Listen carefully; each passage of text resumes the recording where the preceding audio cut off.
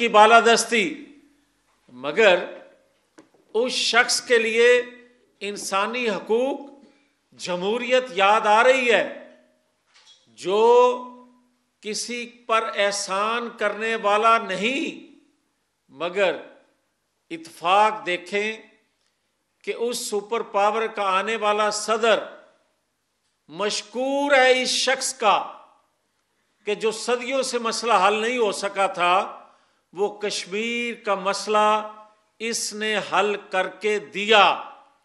اور جب یہ اسی سابقہ اور موجودہ آنے والے صدر سے مل کے آیا پاکستان، تو آ کر اس نے کہا کہ اس نے منصفی دو ریاستوں کے درمیان قبول کر لیے، اور آج مجھے اس طرح لگ رہا ہے جیسے میں دوسرا ورلڈ کپ جیت کے آیا ہوں۔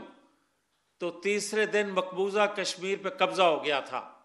یہ ہے احسان اس صدر پر جو وہ اتارنا چاہتے ہیں، اور آگے امید کیا ہے؟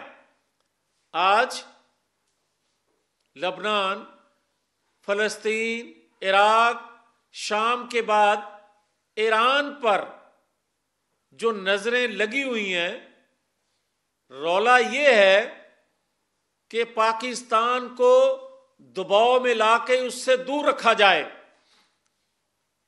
آج حقائق یہ ہیں کہ سی پیک بند کرے اور نیوکلر پاور تک رسائی دیں۔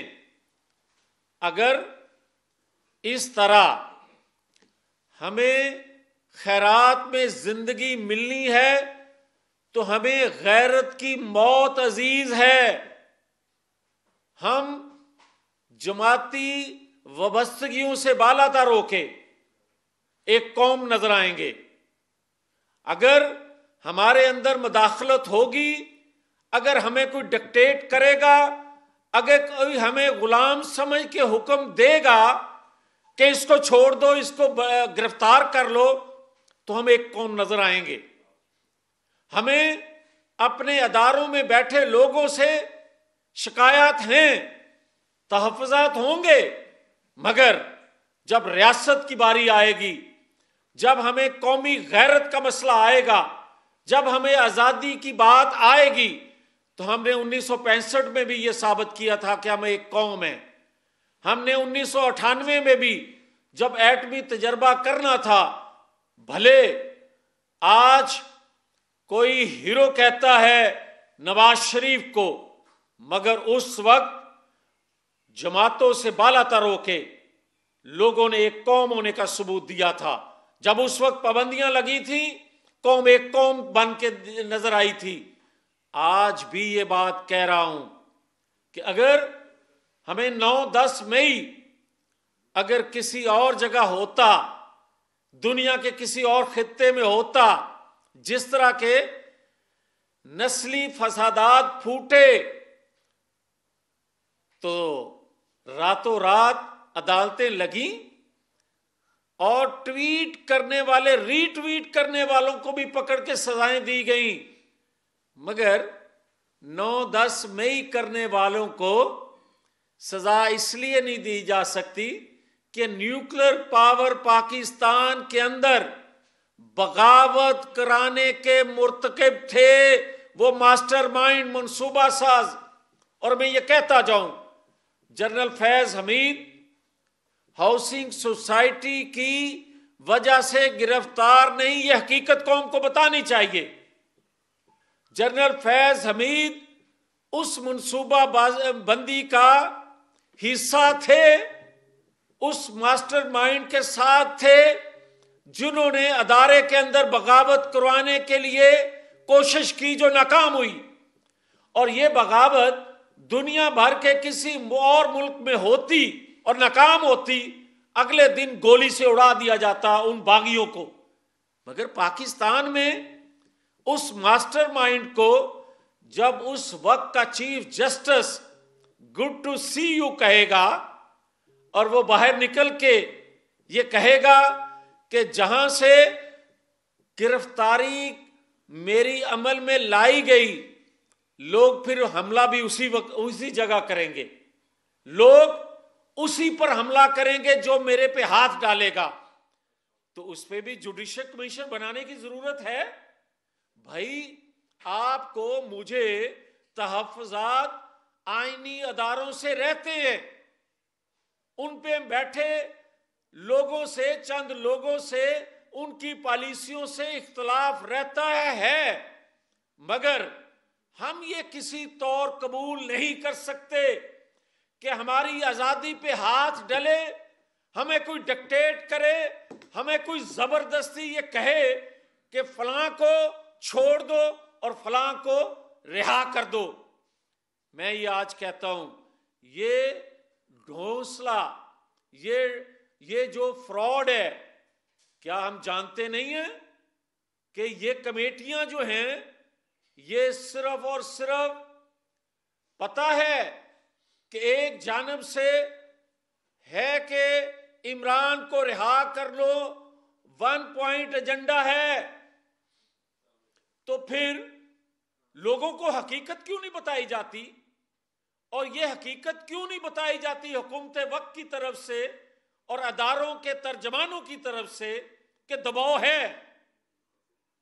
ہے اس کو چھڑوانے کے لیے, کیونکہ اس کے احسان کا بدلہ چکانا چاہتے ہیں, کیونکہ شام, عراق, لبنان, فلسطین, کشمیر کے بعد ایران پر نظریں ہیں, کیونکہ نیوکلیر پروگرام, کیونکہ چین کا اس خطے میں عمل دخل ختم کرنا چاہتے ہیں, لہذا یہ ضرورت ہے ان کی. تو میں یہ باور کرنا چاہتا ہوں کہ اگر ایٹمی میزائل انڈیا کے پاس جس ہدف کو ٹچ کرنے کے لیے اس کے پاس ہیں, پاکستان کا حق ہے, ہم بنائیں گے. ہم کسی طور پر بھی عالمی قوتوں کے دباؤ میں نہیں آئیں گے. ہم نے ایٹمی دھماکہ کیا تھا اپنے نیبر, اپنے ہمسائے ملک کے ایٹمی قوت بننے کے جواب میں. آج کیسے ہم رہ سکتے ہیں پیچھے؟ ہم نہیں رہیں گے پیچھے. کوئی ہمیں ڈالروں کے بدلے بغیرتی سکھائے, کوئی ہمیں ڈالروں کے بدلے ڈیولپمنٹ کا اعلان کرے, ہم ڈالر نہیں, ہم پھندا جھولیں گے مگر اپنی آزادی پہ کمپرومائز نہیں کریں گے. اگر کوئی یہ سمجھے کہ ہم آپس میں تفریق ہے, ہمیں اداروں میں بیٹھے کچھ لوگوں سے شکایات ہیں, تو وہ شکایات پاکستان کے اندر ہیں, وہ ہیں, اس کو ڈریس کرتے رہیں گے. مگر کبھی ذوالفقار علی بھٹو نے پھانسی جھولتے وقت بھی نہیں کہا تھا سول نافرمانی. نواز شریف کو ہائی جیکر بنایا, نواز شریف کو تاحیات نااہل کیا, نواز شریف کو قید خانے میں زہر دیا گیا, مگر نواز شریف نے سول نافرمانی کا اعلان نہیں کیا. اس لیے کہ 9-10 مئی سے 26 نومبر سے بڑا جرم ہے سول نافرمانی. آپ روز ہم سنتے ہیں, روز نئی بات دیکھتے ہیں, مگر ہم خاموش اس لیے رہے کہ ادارے بولیں, اداروں کے ترجمان بولیں. آپ لوگوں کو چپ رہ کے حقیقت نہ بتا کے اتنے بڑے مجرم ہیں جتنا جرم کرنے والا مجرم ہے.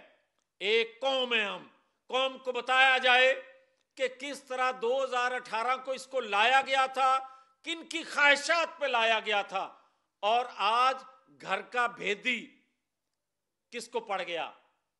آج اپنی ضرورت اپنی خواہش کے مطابق لانے کے لیے عالمی قوتوں کی بھی خواہش کو پورا کیا گیا تھا, اور آج وہ چھوٹا بیبی آج اژدہا بنایا کس نے؟ اور آج وہ عالمی قوتوں کا کیوں منظور نظر ہے؟ آج عالمی قوتیں اس سے کون سا کام لینا چاہتی ہیں؟ مگر یہ بات بتا دیں, ہمیں غیرت سے مرنا آتا ہے، ہمیں بغیرتی کی زندگی سے موت کو گلے لگانا آتا ہے۔ آپ یاد رکھیں، پاکستان کے لیے تو کھڑے ہوں گے، ہمیں اس نہج تک نہ لے کے جایا جائے کہ دنیا کے مسلمان ممالک کے ساتھ جو کچھ ہو رہا ہے ہم آواز نہیں عملاً کچھ کر کے دکھا دیں۔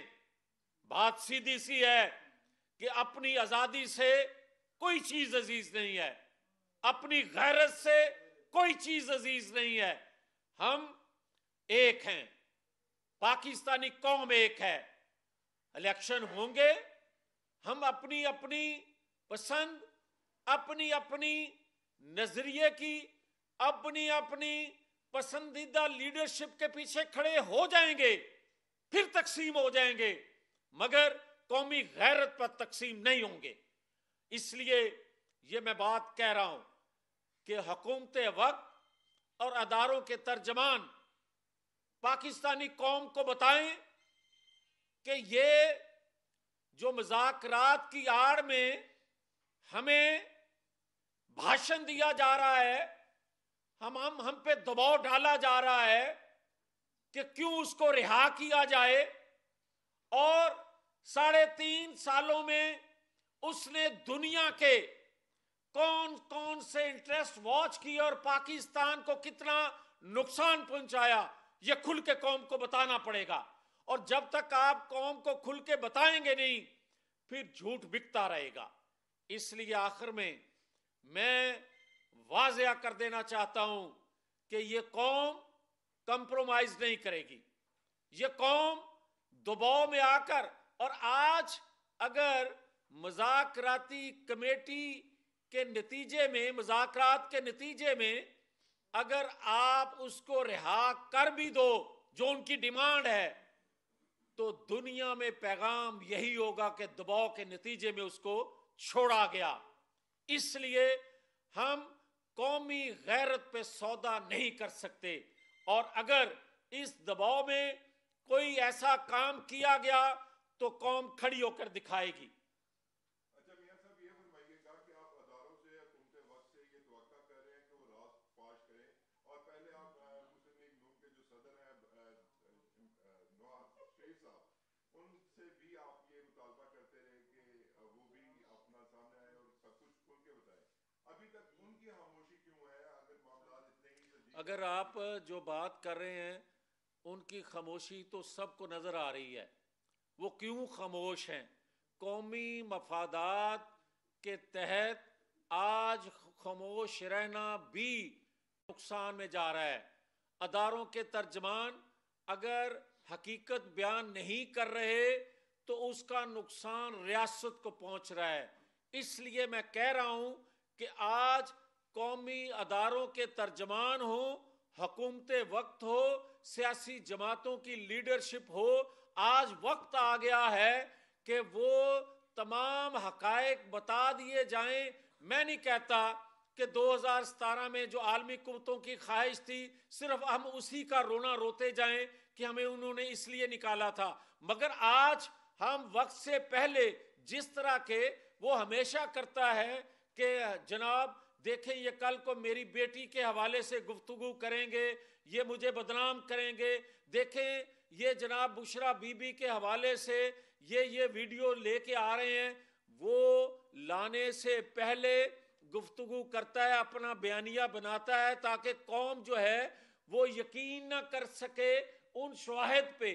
تو میں سمجھتا ہوں جو کچھ آنے والے دنوں میں ہم پہ دباؤ بڑھنے والا ہے، قومی ادارے حقائق قوم کو بتائیں تاکہ قوم 1998 کی طرح، 1965 کی طرح ایک قوم بن کے ان قوتوں کا مقابلہ کرے، ایک قوم کی طرح اداروں کے پیچھے کھڑی ہو کے، تاکہ لوگ جان جائیں کہ ہمارا قومی مفاد کس میں ہے۔ آج سیاست ہو رہی ہے اداروں کے اندر، آج اداروں کے اندر بھی کچھ شخصیات کی طرف سے سہولت کاری اسی طرح ہے۔ کیا یہ حقیقت نہیں ہے کہ ایک بلڈنگ کے نیچے ایک کمرے میں بیٹھا معزز شخص دوسرے معزز شخص سے بات کرنے کی بجائے خط و کتابت ہوتی ہے. اور اگر میں کیا غلط یہ بات کر رہا ہوں کہ اگر اس وقت گڈ ٹو سی یو نہ کہا جاتا تو مجھے یہ بتائیں ملٹری تنصیبات پہ حملہ کرنے والوں کا ٹرائل ملٹری کورٹ میں ہوتا؟ اور دنیا جو ہمیں بھاشن دیتی ہے کہ سول لوگوں کا ٹرائل سول کورٹ میں ہو، تو جب گڈ ٹو سی یو کہا جائے گا سول کورٹ کے چیف جسٹس کی جانب سے، تو مجھے بتائیں کہ پاکستان اپنا جو انصاف ہے، ریاست جو اپنا انصاف لینا چاہتی ہے، وہ کس کی جانب دیکھے گی؟ اور پھر میں یہ بھی کہتا جاؤں کہ پاکستان آزاد ملک ہے، نیوکلیر پاور ملک ہے. یہاں بغاوت کرنے والے کو آپ چھوڑ دیں اور سائیکل چوری کرنے والے کو آپ لٹکا دیں. یہ نہیں ایسے ریاست چل سکتی، نہ چلتی ہے اور نہ چل سکتی ہے. تو اس لیے میں سمجھتا ہوں کہ جنہوں نے تنصیبات پہ، جنہوں نے ملٹری تنصیبات پہ حملہ کیا ہے، یقیناً عمران خان کے دور میں 180 لوگوں کا سویلین 180 لوگوں کا ٹرائل کیا ملٹری کورٹ میں نہیں ہوا تھا؟ اس وقت یہ کیا بھاشن دیتا تھا لوگوں کو؟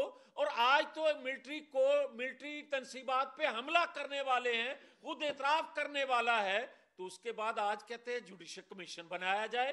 پہلے اس کا کریڈٹ لیتا تھا، آج جب پھانسی کا پھندا قریب ہوتا نظر آ رہا ہے تو جناب جوڈیشل کمیشن یاد آ رہا ہے، جناب سپر پاور نظر آ رہی ہے. تو میں سمجھتا ہوں کہ یہ پہلے جو کچھ کر چکا ہے کشمیر کے حوالے سے، ایران یا پاکستان جیسے ممالک کے حوالے سے ان کی خواہشات کے مطابق اس کو تعمیل کرنے کا موقع نہیں دیں گے.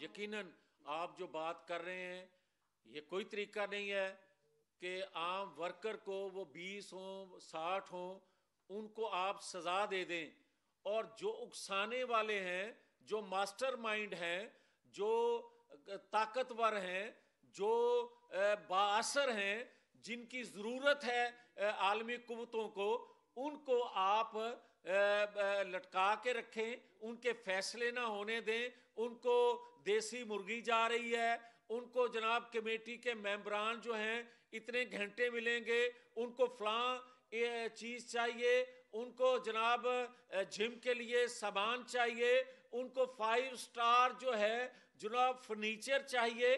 یہ نہیں ہو سکتا.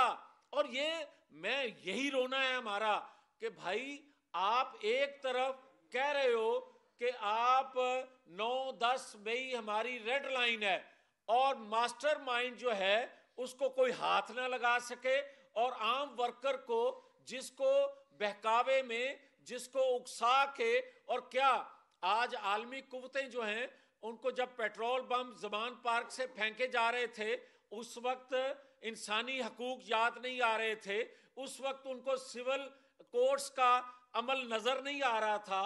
جب اس وقت راتوں کو 12 بجے سول کورٹ کھلتی تھی اس کے لیے، اور صبح 4 بجے تک اس کا انتظار ہوتا تھا اور معصوم پہنچ نہیں پاتے تھے، پھر 3 دن کا ٹائم دے دیا جاتا تھا، اس وقت ان کو آئین قانون کی بالادستی نظر نہیں آتی تھی. ہمارا اپنا آئین ہے، ہمارا اپنا قانون ہے، ہماری غیرت ہے، ہم اس کے تحت کام کریں گے، کسی کی ڈکٹیشن نہیں لیں گے. بہت شکریہ. لاسٹ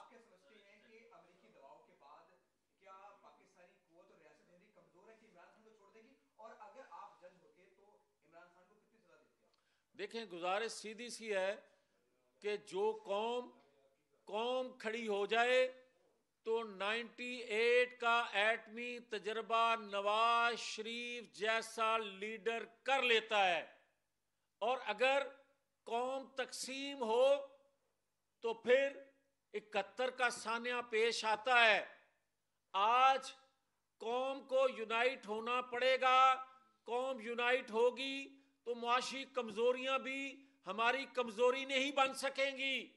اور اگر ہم نے آج ایک قوم کا رول، اور خاص طور پر میں آئینی اداروں سے اپیل کرتا ہوں، خدا کے لیے مسلط سے کام نہ لیں، بتا دیں کہ کیا دباؤ ہے، جو کہ ہے، کس قدر ہے، بڑھ رہا ہے، اور اس کے بڑھنے کی وجہ اور پابندیاں جو لگ رہی ہیں ان کا ٹارگٹ کیا ہے. قوم کو بتا دیں. قوم روکھی سوکھی کھا لے گی.